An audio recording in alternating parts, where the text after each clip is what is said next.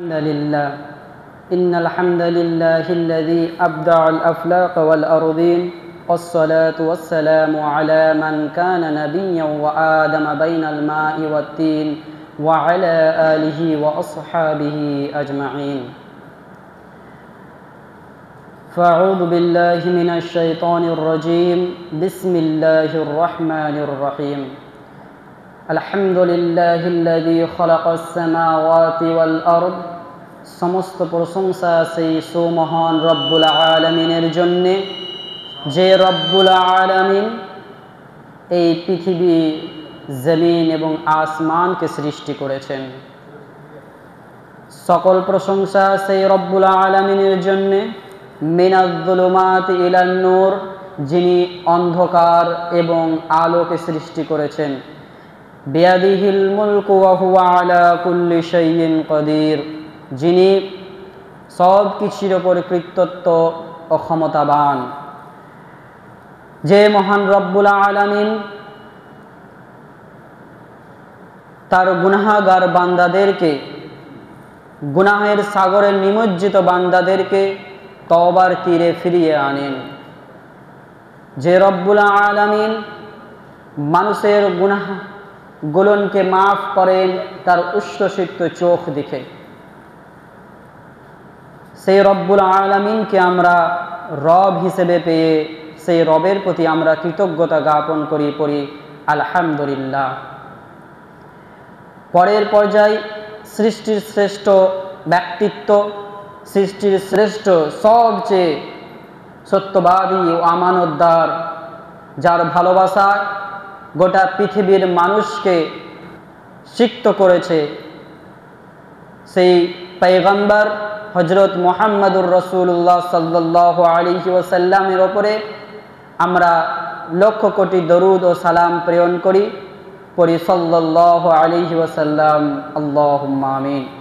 অতঃপর আজকের জুমার আমার প্রাণ প্রিয় মুসল্লিনে কেরাম, আপনাদেরকে সকলকেই জানাই অনেক অনেক শুভেচ্ছা, ভালোবাসা, অভিনন্দন।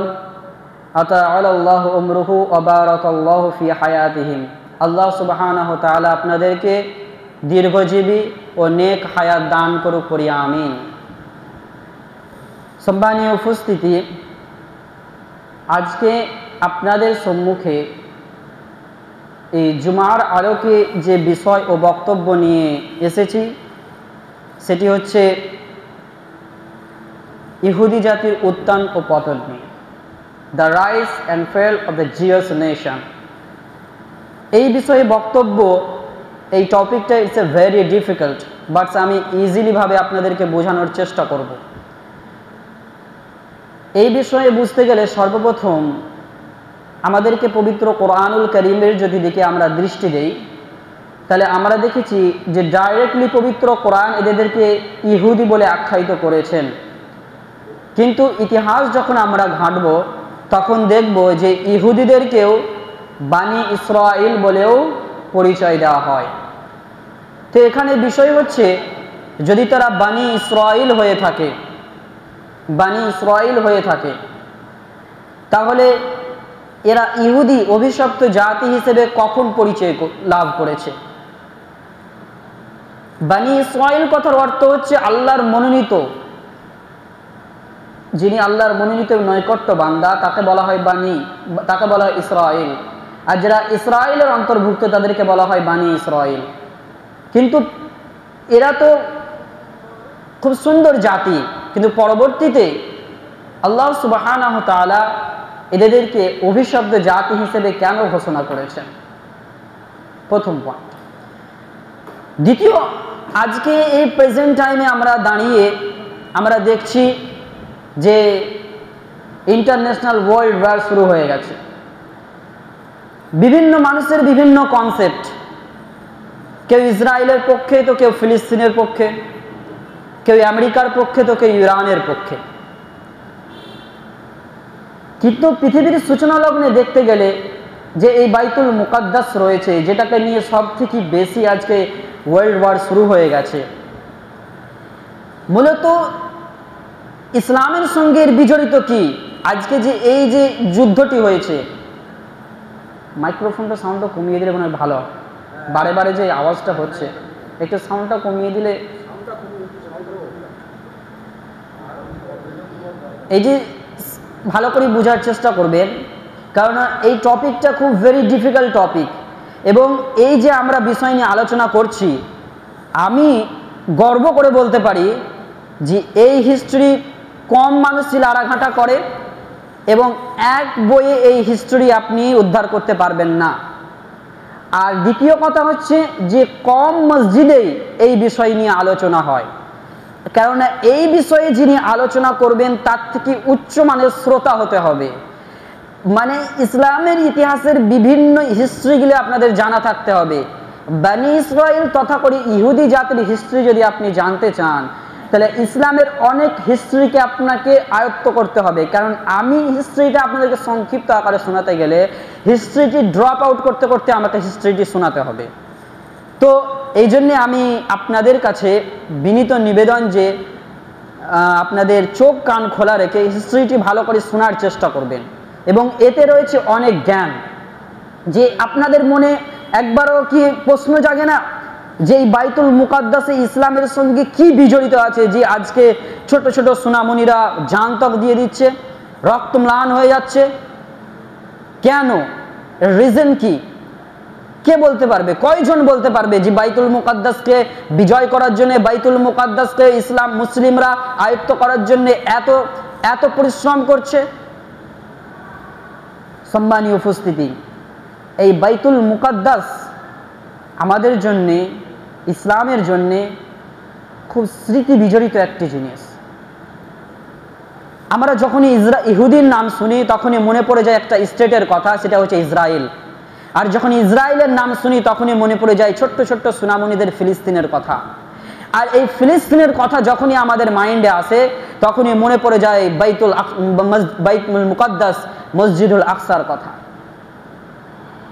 আজকে আমি আপনাদেরকে এমন কিছু সত্য বলবো যে 70% মানুষ জানেন না, 70% মানুষ এখনো জানে না যে মসজিদুল আকসা কোনটি, এখনো জানে না। আমি গর্বের সহিত বলতে পারি এখনো জানে না মসজিদুল আকসা কোনটা। আপনি ইন্টারনেটে সার্চ করবেন মসজিদুল আকসা বলে, সঙ্গে সঙ্গে একটা মসজিদের ফটো দিয়ে দেবে, সেটা হচ্ছে সোনালী কালারের। এটা কি মসজিদুল আকসা? এটা কিন্তু মসজিদুল আকসা নয়। এটা আমাদের চোখে দেখানো হচ্ছে যে দেখো তোমাদের মসজিদুল আকসা একদম সুরক্ষিত আছে, কোনো কিছু নয়, কোনো বম ব্লাস্টিং করিনি, কিছু করিনি, কিচ্ছু নয়। কিন্তু এর পেছনে যে মসজিদটি লুকিয়ে আছে সেটা তো তোমরা ঠিক রাখছো না। মসজিদুল আকসার সঙ্গে, এই বাইতুল মুকাদ্দাসের সঙ্গে ইসলামের খুব স্মৃতি বিজড়িত আছে। আমরা শুধু একটা ধর্ম নয়, এখানে 3টি ধর্মের সঙ্গে কানেক্টেড রয়েছে, খ্রিস্টান, ইহুদি এবং মুসলিম। খ্রিস্টানরা মনে করে, এবং এটা আমরা যেটা জানি যে ঈসা ইবনে মারিয়াম, হযরত ঈসা আলাইহিস সালামকে আল্লাহ তুলে নিয়েছেন, কিন্তু ওরা মনে করে এখানে তাকে ক্রুশবদ্ধ করা হয়েছিল। যেই জায়গায় ক্রুশবদ্ধ করা হয়েছিল মূলত সেই জায়গাটা ছিল বাইতুল মুকাদ্দাস। এদের অনেকগুলো কনসেপ্ট রয়েছে। সুতরাং খ্রিস্টানরা চায় আমরা বাইতুল মুকাদ্দাস বিজয় করব এবং আমাদের আয়ত্ত আমরা এখানটা শাসন করব। ইহুদিরা চায় যে এটা হযরত ডেভিড, দাউদ আলাইহিস সালাম, সুলাইমান, হযরত সুলাইমান আলাইহিস সালাম প্রকৃত নবী ছিলেন, এরা আমাদেরকে এটা দিয়ে গেছেন। এখানে টেম্পল অফ সুলাইমান তৈরি করা হয়েছিল, এটা ধ্বংস করে দেওয়া হয়েছে। এখন শুধু ওয়েল ওয়ান মানে একটা যে দেওয়াল রয়েছে এই দেওয়ালটা বাকি রয়েছে। সুতরাং এখানে আমাদের মাসিহ আসবে, অর্থাৎ দাজ্জাল আসবে, এবং সেই মাসিহ এসে গোটা পৃথিবী আয়ত্ত করবে, রাজত্ব করবে। এখন অনেকগুলো কনসেপ্টকে সামনে রেখে ওরা এটাকে দখল করতে চায়। এখন ওরা চায় যে আমাদের মাসিহ আসবে, মাসিহ আসার আগে আমাদেরকে এটা আমাদের আয়ত্ত করে নিতে হবে, এখান থেকেই মূলত আমাদের শাসন কার্য পরিচালনা হবে। আমি এগুলো সাধারণ আপনাদেরকে ধারণা দিলাম। আর ইসলামের সঙ্গে তো অনেক বিজড়িত আছে। সুবহানাল্লাযী আসরা বিআবদিহি লাইলাম মিনাল মাসজিদিল হারামি ইলাল মাসজিদিল আকসা। মসজিদুল হারামের পরে দ্বিতীয় মসজিদ হচ্ছে মসজিদুল আকসা। 3টি জায়গা মসজিদ, 3টি মসজিদ হিজরত করা রাসূল সাল্লাল্লাহু আলাইহি ওয়াসাল্লামের কাছে খুব পছন্দনীয়। মসজিদুল হারাম, তারপরে মসজিদে নববী, তৃতীয় নম্বরে মসজিদুল আকসা। রাসূল সাল্লাল্লাহু আলাইহি ওয়াসাল্লাম মেরাজের সব কিছু কিন্তু প্রসেসিং এই বাইতুল মুকাদ্দাস থেকে হয়। এই যে দেওয়ালটা কেন্দ্র করে ইহুদিরা উপাসনা করে, যেটাকে বলা হয় ওয়ালিং ওয়াল, এই দেওয়ালটাতে আমরা বলি বুরাক দেওয়াল, অর্থাৎ এখানে রাসূল সাল্লাল্লাহু আলাইহি ওয়াসাল্লাম বুরাক বেঁধেছিলেন, তিনার ওই বুরাকটি। এবং টেম্পল অফ সুলেমান তো পরবর্তীতে হয়। এর আগে যে বাইতুল মুকাদ্দাসের মধ্যে যে মসজিদুল আকসাটি রয়েছে, এই মসজিদুল আকসাতে রাসূল সাল্লাল্লাহু আলাইহি ওয়াসাল্লাম নামাজ আদায় করেন এবং পয়গম্বরদের জামাতে সহিত তিনি ইমামতি করেন এবং তিনি নামাজ আদায় করেন। এবার আমি আপনাদেরকে একটি খুব সুন্দর বিষয় আমি দেখানোর জন্য এটা নিয়ে এসেছি। এই যে এই মসজিদটা আমরা দেখতে পাই, এই মসজিদটি মসজিদুল আকসা বলে সার্চ মারলে এই মসজিদটা আমরা দেখতে পাই না? এই মসজিদটা মসজিদুল আকসা বললে এই মসজিদ, এই যে এই গম্বুজটি রয়েছে, এই সোনালী কালারের যে গম্বুজটি, এই গম্বুজ, এই মসজিদের নাম অন্য একটা মসজিদের নাম হচ্ছে, এই মসজিদ আরেকটি নাম হচ্ছে কুব্বাতুস সুখরা। এই মসজিদের নাম হচ্ছে কি? কুব্বাতুস সুখরা। এই মসজিদটার নাম হচ্ছে ডেম অফ দ্য রক। এই মসজিদের নাম কি? Dome of the rock. এটা কিন্তু মসজিদুল আকসা নয়, এটা মসজিদুল আকসা নয়। যারা দেখেননি ভালো করে দেখবেন। আজকের এই আলোচনাটি অত্যন্ত গুরুত্বপূর্ণ আলোচনা। আমাদের সব থেকে বড় শত্রু হচ্ছে ইহুদি জাতি। এই শত্রুর যদি আপনি নারী নক্ষত্র না জানেন, শত্রুর প্ল্যান ই প্ল্যান বি আপনি জানার চেষ্টা করতে না পারেন, তাহলে কিন্তু শত্রুকে আপনি দমন করতে পারবেন না। সুতরাং তাদের কেন্দ্রস্থল কোথায়, তারা কি চায়, তাদের মিশন, তাদের ভিশন কি, আমাদের জানার দরকার আছে না নাই? সুতরাং এই যে সোনালী কালারের যে মসজিদটি দেখছেন, এই মসজিদের নিচে একটি পাথর আছে। সেই পাথরটির এই পাথরের এই নিচে গম্বুজের নিচের এখান থেকেই মূলত রাসূল সাল্লাল্লাহু আলাইহি ওয়াসাল্লাম মেরাজের স্টার্টিং হয়। এবং এই যে কালো কালারের যে মসজিদটা আমরা দেখছি, এই যে ভালো করে দেখেন, এই কালো কালারের মসজিদটি হচ্ছে মসজিদুল আকসা। এইটাই মূলত মসজিদুল আকসা, কিন্তু আমাদেরকে দেখানো হয় মসজিদুল আকসা ওইটা। এখন আমরা যদি একটা ম্যাপের ছক দেখি, তাহলে এখানে দেখেন ম্যাপের ছকটি খুব সুন্দরভাবে বুঝতে পারবো যে এখানে ম্যাপের ছক দিয়েছে।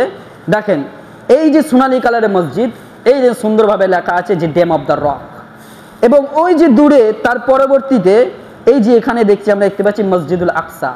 তার মানে এর পেছনে বা সামনে দুটো গেটের মধ্যে যদি আমরা ওই দিক থেকে ঢুকি, তাহলে পেছনে মসজিদুল আকসা, সামনে মসজিদুল আকসা।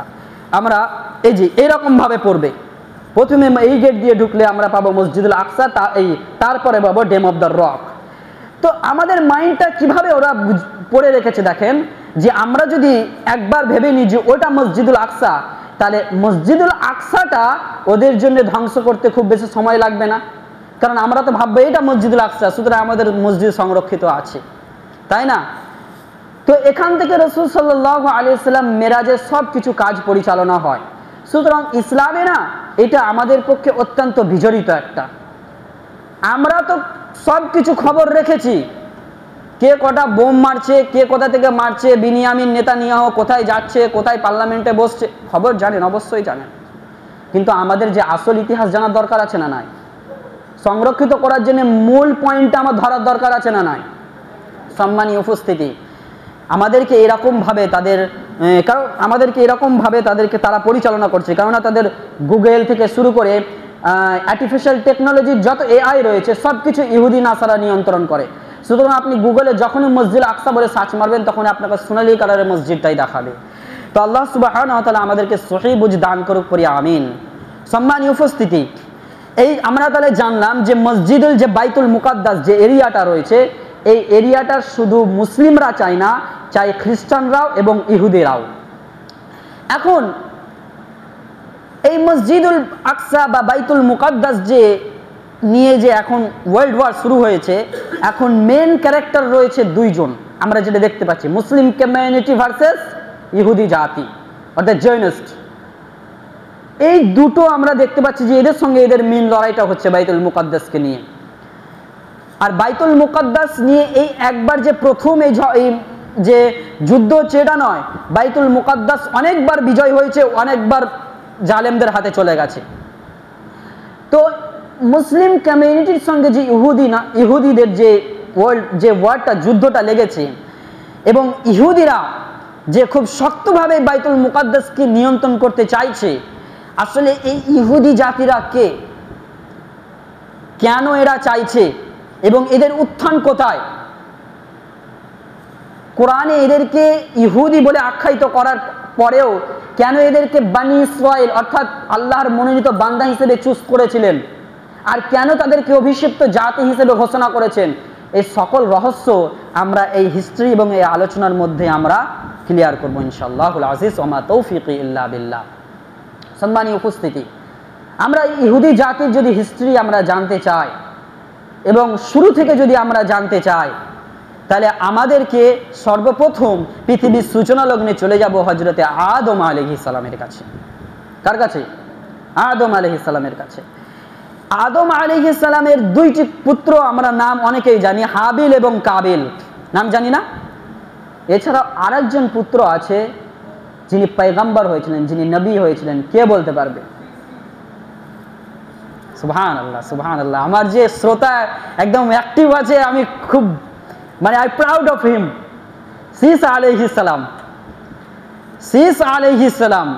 এবং এই শীস আলাইহিস সালাম তিনি পয়গম্বর হন। এই শীস আলাইহিস সালামের বংশের মধ্যে একজন নবী আছেন। মূলত আমরা এখান থেকে হিস্ট্রি শুরু করব, হযরতে নূহ আলাইহিস সালাতু ওয়াস সালাম। কেননা এখান থেকে একটি সিভিলাইজেশন, একটি নয় তিনটি সিভিলাইজেশন, তিনটি সভ্যতার বিস্তার ঘটে। তার চারটি সন্তান ছিল হযরতে নূহ আলাইহিস সালামের। এবং আমরা ঘটনা জানি যে হযরত নূহ আলাইহিস সালাম একটি ঘটনার মধ্যে সবথেকে বেশি প্রসিদ্ধ লাভ করেছে, সেটি হচ্ছে নূহুর প্লাবন।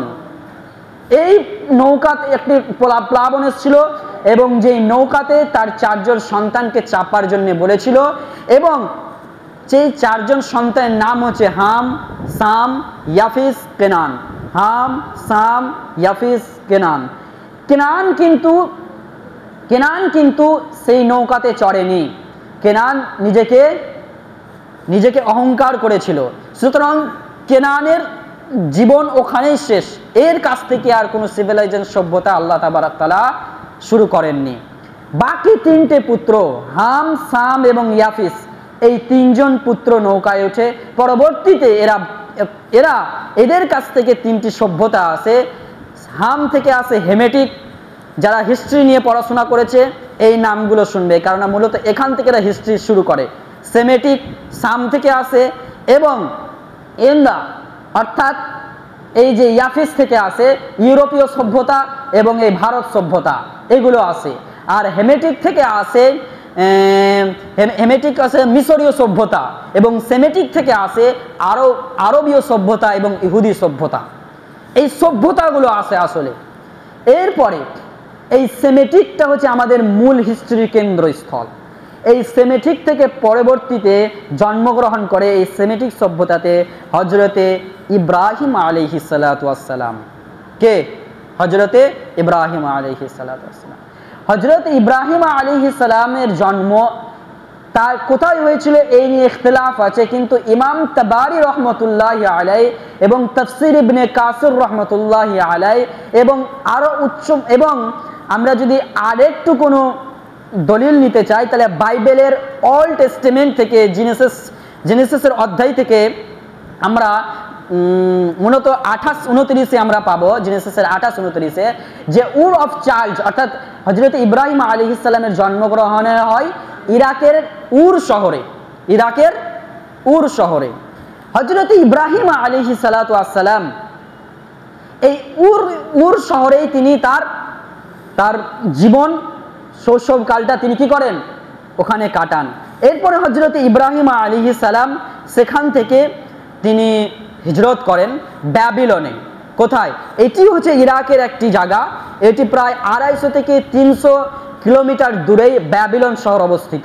এই ব্যাবিলনে কি করে হযরত ইব্রাহিম আলাইহিস সালাম সফর করে বা হিজরত করে। এই যে নমরুদের কাহিনী আমরা পাই হযরত ইব্রাহিম আলাইহিস সালামের সাথে, যে অগ্নিকুণ্ডর যে কাহিনী, এই অগ্নিকুণ্ডর কাহিনী আমরা সূরাতুল আম্বিয়ার সূরাতুল আম্বিয়া, এটি হচ্ছে কোরআনুল কারীমের 21তম সূরা। কোরআনুল কারীমের 21তম সূরার 68 এবং 68 থেকে 70 নম্বর আয়াতের মধ্যে আল্লাহ সুবহানাহু ওয়া তাআলা যে নমরুদের সঙ্গে ইব্রাহিম আলাইহিস সালামের যে অগ্নিকাণ্ড নিয়ে সংঘর্ষ, এই ঘটনা আমরা পাই। রাসূল সাল্লাল্লাহু আলাইহি ওয়াসাল্লাম এই নিয়ে তিনি হাদিসও বর্ণনা করেছেন যে তোমাদের জাতি হযরত ইব্রাহিম আলাইহিস সালামকে অগ্নিকুণ্ডের মধ্যে পড়তে হয়েছিল। মানে হযরত ইব্রাহিম আলাইহিস সালামের অনেকগুলো এক্সাম, অনেকগুলো পরীক্ষার মধ্যে এটাও একটি পরীক্ষা ছিল, এবং আল্লাহ সুবহানাহু ওয়া তাআলা সেই আগুনকে কি করেছিল? ঠান্ডা এবং শীতল করে দিয়েছিল। বিসমিল্লাহির রহমানির রহিম। قالوا حرقوه ونصروا آلهتكم إن كنتم فاعلين قلنا نار كوني بردا وسلاما على إبراهيم وأرادوا به كيدا فجعلناهم الأخسرين। এই তিনটি আয়াতে আল্লাহ সুবহানাহু ওয়া তাআলা বলছেন যে তারা বলল তোমরা ওকে পুড়িয়ে দাও, তোমরা ওকে পুড়িয়ে দাও। হযরত ইব্রাহিম আলাইহিস সালামকে পুড়িয়ে দেওয়ার জন্য বলা হয়েছিল। তখন হযরত ইব্রাহিম আলাইহিস সালামের অগ্নিকাণ্ড কে আল্লাহ সুবহানাহু ওয়া তাআলা বলছেন যে আমি বললাম হে আগুন, আল্লাহ বলছেন আমি বললাম হে আগুন, ইব্রাহিমের আগুন শীতল এবং ঠান্ডা হয়ে যায়। এটা আল্লাহ সুবহানাহু ওয়া তাআলার কথা শোনা মাত্রই এই অগ্নিকুণ্ড ঠান্ডা হয়ে গিয়েছিল এবং হযরত ইব্রাহিম স্বাভাবিকভাবে আগুনের মধ্যেই বসেছিল। এরপরে হযরত ইব্রাহিম আলাইহিস সালাম এখান থেকে দাওয়াতি কাজে এখান থেকে বাধাগ্রস্ত হওয়ার পর তিনি এখান থেকে হিজরত করেন ফিলিস্তিনে। কোথায়? ফিলিস্তিনে। মূলত আরেকটি বিষয়, হযরত ইব্রাহিম আলাইহিস সালাম ব্যাবিলনেই তিনি কি করেছিলেন? ব্যাবিলনেই তিনি বিবাহ দাম্পত্য জীবন শুরু করে ফেলেছিলেন এবং এখান থেকে তিনি সপরিবার নিয়ে ফিলিস্তিনে এসেছিলেন এবং ফিলিস্তিনে এই আসার ব্যাপারে হিজরত করেছিলেন যে ফিলিস্তিনে, এটাও আল্লাহ সুবহানাহু ওয়া তাআলা পবিত্র কোরআনুল কারীমের মধ্যে বলেন যে ওয়াকালা ইন্নী যাহিবু ইলা রাব্বি সাহাদিন। হযরত ইব্রাহিম আলাইহিস সালাম বলেছিল যে আর যখন সত্যের পথে একাকিত্ব আসে তখন একজন লূত আলাইহিস সালাম উঠে দাঁড়ান এবং ঈমান নিয়ে তখন ইব্রাহিম আলাইহিস সালাম বলেন ইন্নী মুহাজিরুন ইলা রাব্বি ইন্নাহু হুয়াল আজিজুল হাকীম। এইখানে কিন্তু হযরত লূত আলাইহিস সালামের ঘটনাও পাওয়া যায় যে তিনি হযরত লূত আলাইহিস সালামের সঙ্গে ইব্রাহিম আলাইহিস সালামের সঙ্গে সাক্ষাৎ হয়। হযরত ইব্রাহিম আলাইহিস সালাম বলে যে আমি আল্লাহর হুকুমে ফিলিস্তিন হিজরত করছি। এবার লূত আলাইহিস সালাম ব্যাপারে আমরা সকলেই জানি যে হযরত লূত আলাইহিস সালামের একটি ঘটনার মধ্যে আমরা প্রসিদ্ধ হযরত লূত আলাইহিস সালামকে চিনি যে তিনি জর্ডানের মধ্যে যে তিনি পয়গম্বর ছিলেন এবং সেখানে হযরত লূত আলাইহিস সালামের জামানায় সমকামিতার প্রসিদ্ধ লাভ করে। হযরত মানে ছেলে ছেলে একটা সমকামিতা যে বিষয়টা রয়েছে এটা খুব প্রসিদ্ধ হয়। তো হযরত আল্লাহ সুবহানাহু ওয়া তাআলা এদের উপরে আযাব নিক্ষেপ করেন এবং জর্ডানের এক শহরের যে আমরা দেখেছি যে ডেড সি আল বাহরুল মাইয়াত, অর্থাৎ আমরা যদি গুগলে সার্চ করি যে ডেড সি বা আল বাহরুল মাইয়াত বলে তাহলে একটা সাগর দেখাবে, যে সাগরটি হচ্ছে কোনো মানুষ ডুববে না, আপনি ছোট বাচ্চাটা ফেলে দিবেন সে সাগরে সে ডুববে না, অনেক মানুষ শুয়ে শুয়ে পেপার পড়ে। তো এটা মানে হচ্ছে জমিনের তলা, মানে হযরত লূত আলাইহিস সালামের কওমের বসবাস ছিল এর উপরে। আল্লাহ সুবহানাহু ওয়া তাআলা আযাব দিয়েছিলেন, পুরো জাতিকে এরকম ভাবে উল্টিয়ে দিয়েছিলেন। তো উপরে পানিটা চলে এসেছিল। এটা হচ্ছে আমাদের ইসলাম ইতিহাসের এটি হচ্ছে অন্যতম একটি কনসেপ্ট। সম্মানীয় উপস্থিতি, আমরা নির্ধারিত সময় পার করে যাওয়ার পর আমি আর বক্তব্য লম্বা করব না, কেউ বিরক্তি বোধ করবেন না। সম্মানীয় উপস্থিতি, এরপরে আল্লাহ সুবহানাহু ওয়া তাআলা আদেশ মোতাবেক হযরত ইব্রাহিম আলাইহিস সালাম কি করেন? ফিলিস্তিনে হিজরত করেন। এই ফিলিস্তিনে হিজরত করে তিনি এখানে তার দাম্পত্য জীবন শুরু করেন। অনেকটা সময়কাল পার করার পর এই ফিলিস্তিনে বিশাল এক দুর্ভিক্ষ দেখা দেয়, খাদ্য সংক্রান্ত দুর্ভিক্ষ দেখা দিলে হযরত ইব্রাহিম আলাইহিস সালাম সপরিবার হিজরত করেন মিশরে। কোথায়? মিশরে হিজরত করেন এবং মিশরে হিজরত করার পর হযরত ইব্রাহিম আলাইহিস সালাতু ওয়াস সালাম ওখানে যে মিসরে আজিজ ছিলেন তিনি চারিত্রিক দিক থেকে একটু দুশ্চরিত্রের মানুষ ছিলেন এবং হযরত ইব্রাহিম আলাইহিস সালামের যিনি প্রথম স্ত্রী ছিলেন তিনি হচ্ছেন হযরতে সারা আলাইহিস সালাম। এই সারা আলাইহিস সালামের দিকে মিসরে আজিজ অর্থাৎ যে তখন মিশরের বাদশা ছিল সারা আলাইহিস সালামের দিকে তিনবার হাত বাড়ায় খারাপ উদ্দেশ্যে। তিনবার যখন হাত বাড়ায় তখন আল্লাহ সুবহানাহু ওয়া তাআলা তাকে পুরোটা প্যারালাইসিস করে দেন। এই প্যারালাইসিস করে জাহানা দেওয়া হয়, তিনি বুঝতে পারেন যে এরা কোনো সাধারণ মানুষ নয়, অবশ্যই এরা খুব আল্লাহর নৈকট্য এবং মনোনীত বান্দা। সুতরাং হযরত ইব্রাহিম আলাইহিস সালামের কাছে গিয়ে ক্ষমা চান এবং হযরত ইব্রাহিম আলাইহিস সালামের কাছে ক্ষমা চাওয়ার পর উদ্ঢকন স্বরূপ তার সব থেকে উচ্চ মানের খুব দামি একজন দাসী হযরত মা হাজরা আলাইহিস সালামকে উদ্ঢকন স্বরূপ হযরত ইব্রাহিম আলাইহিস সালামকে দেন। এখন খাদ্য নিয়ে হযরতে মা হাজরা আলাইহিস সালামকে নিয়ে মা সারা আলাইহিস সালামকে নিয়ে সপরিবারে আবার ফিলিস্তিন ব্যাক হন। সহিহ আল বুখারী হাদিস নম্বর 3358 নম্বর হাদিস, যে রাসূল সাল্লাল্লাহু আলাইহি ওয়াসাল্লাম বলেছেন যে বিষয়গুলো আপনাদের কাছে উপস্থাপনা করলাম এর হিজরতের বিষয়গুলো, মিশর থেকে পুনরায় আবার তিনি ফিলিস্তিনে হিজরত করেন, এই বিষয়টাও আল্লাহ সুবহানাহু ওয়া তাআলা তিনি পবিত্র কোরআনুল কারীম এবং হাদিসের রেফারেন্স সহ আমাদের সম্মুখে উপস্থাপনা করেছেন। সম্মানীয় উপস্থিতি, আমাদের সময় নির্ধারিত পার করে ফেলেছি। জাস্ট আমরা এমন জায়গায় এই হিস্ট্রিটাকে মানে স্টপ করব, ফুল স্টপ দিব, যেন আমাদের পরবর্তী মানে আগেই আনেওয়ালা যে জুমা আসবে যেন আমাদের বুঝতে না অসুবিধা হয় যে কখন থেকে স্টার্ট হয়েছিল কখন থেকে স্টার্ট হয়নি। আজকে যে বিষয় পৃথিবীতে ঘটছে সে বিষয়ে আমাদের তো মানে ঘুম চলে যাওয়া দরকার। গোটা যাদের একটু মহাব্বত রয়েছে ইসলামের প্রতি, দ্বীনের প্রতি, তারা তো বিচলিত থাকবে, ব্যাকুল থাকবে যে আজকে হচ্ছে কি। বাইতুল মুকাদ্দাস, মসজিদুল আকসা, এগুলো আমাদের ইসলামের বিজড়িত একটি সম্পদ, এগুলো আমরা নষ্ট হতে দেব না। এগুলো নষ্ট হবে, এগুলো আমরা মেনে নিতে পারি না। যারা প্রকৃত মুসলমান হবে তাদের রক্তক্ষরণ হবে। কিন্তু এই জুমার আলোকে যদি একটু লং করে ফেলে এখানেও আমাদের সমালোচনা হয়ে যায়। আজকে আমাদের শিক্ষা থেকে আমরা পিছিয়ে এসেছি। আজকে ইহুদি জাতি এত প্রসিদ্ধ লাভ করেছে কেন জানেন? এআই টেকনোলজি, এরা এত ব্যবহার, এরা সব কিছু গোটা পৃথিবী কেন নিয়ন্ত্রণ করছে জানেন? আসলে এদের মধ্যে শিক্ষা না, মানে যে একটা আভিজাত্য শিক্ষাটা এরা নিজেদের মধ্যে ডেভেলপ করেছে। কিন্তু আজ আমাকে মুসলিম কেউ যদি শিক্ষা দেয় তো তারও সমালোচনা করব এবং শিক্ষা তো আমরা নেবই না, এটা আমাদের মধ্যে এসে গেছে। তো সম্মানীয় উপস্থিতি, জাস্ট অপ্রাসঙ্গিক আলোচনা না করে আমরা বুঝি যে হযরত ইব্রাহিম আলাইহিস সালাম ফিলিস্তিনে কিন্তু আবার ব্যাক হয়ে আসেন এবং এই ফিলিস্তিন থেকে শুরু হয় একটি নতুন হিস্ট্রি। নতুন হিস্ট্রি কি? যে হযরতে মা সারা আলাইহিস সালাতু ওয়াস সালাম, হযরতে মা সারা আলাইহিস সালাতু ওয়াস সালাম, আমরা জাস্ট এখানে কোট করব যে দুইটি সভ্যতা কিভাবে ভাগ হয়ে গেছে, এইটাই আলোচনা আমরা শেষ করে ফুল স্টপ দিয়ে দেব আমাদের আলোচনায়। যে হযরতে ইব্রাহিম আলাইহিস সালাম যখন এবার ফিলিস্তিনে, মা সারা আলাইহিস সালাম ভাবলেন যে আমার গর্ভে তো কোনো সন্তান হচ্ছে না, আমি তো নিঃসন্তান, তো তুমি যখন সন্তানের জন্য কান্নাকাটি করছো, একটা সন্তান যখন তুমি চাওয়ার জন্য এতটা আল্লাহর কাছে কাকুতি মিনতি করছো, সুতরাং একটা সন্তান যদি তোমার দরকার হয় তাহলে আমি খুশআমদেদ, আমি নিজে ইচ্ছাকৃতভাবে আমি হযরতে মা হাজরা আলাইহিস সালামের সঙ্গে তোমার বিবাহ দিয়ে দিব। মা হাজরা আলাইহিস সালামের সঙ্গে ইব্রাহিম আলাইহিস সালাম বিবাহ হয় এবং মা হাজরা আলাইহিস সালাম কি হয়, একটি সুসংবাদ পান। মা হাজরা আলাইহিস সালামের গর্ভ জন্ম নেয় হযরতে ইসমাইল আলাইহিস সালাতু ওয়াস সালাম। আল্লাহর আদেশ মোতাবেক হযরত ইসমাইল আলাইহিস সালামকে রেখা হয় মক্কার মরুপ্রান্তরে, আর মা সারা আলাইহিস সালামের গর্ভে আবার একটি সুসংবাদ পান। প্রায় হযরত ইব্রাহিম আলাইহিস সালামের বয়স যখন প্রায় 100 বছর পার, তখন মা সারা আলাইহিস সালামের গর্ভে একটা সংবাদ আসে। তখন এই মা সারা আলাইহিস সালামের গর্ভে জন্ম নেয় হযরতে ইসহাক আলাইহিস সালাতু ওয়াস সালাম এবং হযরত ইসহাক আলাইহিস সালাম রয়ে গেল ফিলিস্তিনে, আর হযরত ইসমাইল আলাইহিস সালাম রয়ে গেল কোথায়? মক্কাতে।